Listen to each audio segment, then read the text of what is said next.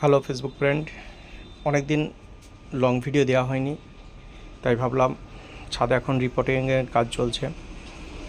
প্রত্যেকটি টব ধরে ধরে রিপোর্ট করা হবে। এটাই কিন্তু বেস্ট টাইম ছাদে যারা গাছ লাগান তাদের জন্য। রিপোর্টিংয়ের কিন্তু এটাই বেস্ট টাইম। এখন রৌদ্রের তেজটা অনেক অনেক কম থাকে, সেই জন্য রিপোর্ট করার পরে গাছ মরে যাওয়ার চান্সটা অনেক কমে যায়। সেই জন্য আমি প্রত্যেক বছর এই টাইমে রিপোর্ট করি। আপনারা কোন টাইমে রিপোর্ট করেন একটু কমেন্ট করে জানাবেন। মোটামুটি রাতের দিকে রিপোর্ট করলে সব থেকে ভালো হয়। সারা রাত ঠান্ডায় থাকে, তার জন্য সমস্যাটা সত্যি খুব কম হয়।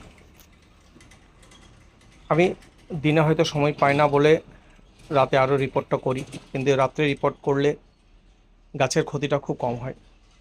প্রথমে টব থেকে পুরো গাছটা বের করে নিয়ে আশেপাশে যত শিকড় আছে, ব্রাঞ্চ শিকড় যেগুলোকে বলে, সেগুলোকে অল্প অল্প করে সব কাটাই ছাঁটাই করে দিতে হয়।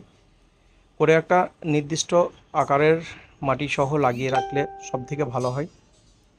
তাতে আপনার সাইডে মাটিটা দেওয়া হয় খুব ভালো। নতুন মাটি যদি আপনি না ব্যবহার করেন তাহলে কিন্তু রিপোর্ট করে কোনো লাভ হবে না। তবে মাটিটা অবশ্যই আগে তৈরি করে রাখবেন। মাটি তৈরি ভিডিও আমার আছে চ্যানেলে, যদি দরকার হয় দেখে নিতে পারেন। মাটিটা তৈরি করে আগে বস্তায় ভরে রাখতে হয়, সঙ্গে সঙ্গে কাজ হয় না।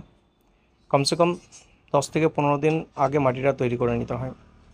তারপরে সেই মাটিতে গাছ লাগালে গাছটা নষ্ট হওয়ার চান্সটা অনেক অনেক কম থাকে, ফাঙ্গাস লাগার চান্সটাও কম থাকে।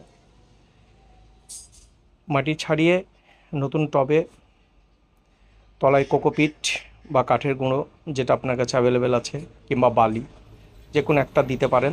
তাতে পরের বছর যখন আপনি রিপোর্ট করবেন তখন অনায়াসে পটটা ছেড়ে চলে আসবে। তারপর আগে থেকে মিক্স করা মাটি, তৈরি করা মাটি আমি দিয়ে দিলাম। অংশটাকে ঠিকমতো মাপের করে বাকিটা তুলে নিলাম এবং তারপরে গাছটাকে এনে ওর মধ্যে বসিয়ে দেবো। গাছটাকে বসানোর পরে একটু চিপে দিতে হবে, যেমন মাটি যদি আলগা থাকে তাহলে সেখানে ফাঁক থাকবে এবং মাটির জল জমে যাওয়ার ভয় বেশি থাকবে। বাকি মাটি দিয়ে একটু টিপে টিপে সাইডগুলোকে সম্পূর্ণ করে দিতে হবে। তারপরে স্টেজ হচ্ছে একটু জল দিয়ে সারাত যদি ছাদে রেখে দেওয়া হয়, সকালে ওই পটসহ একটু ঠান্ডা জায়গায় রেখে দিতে হবে।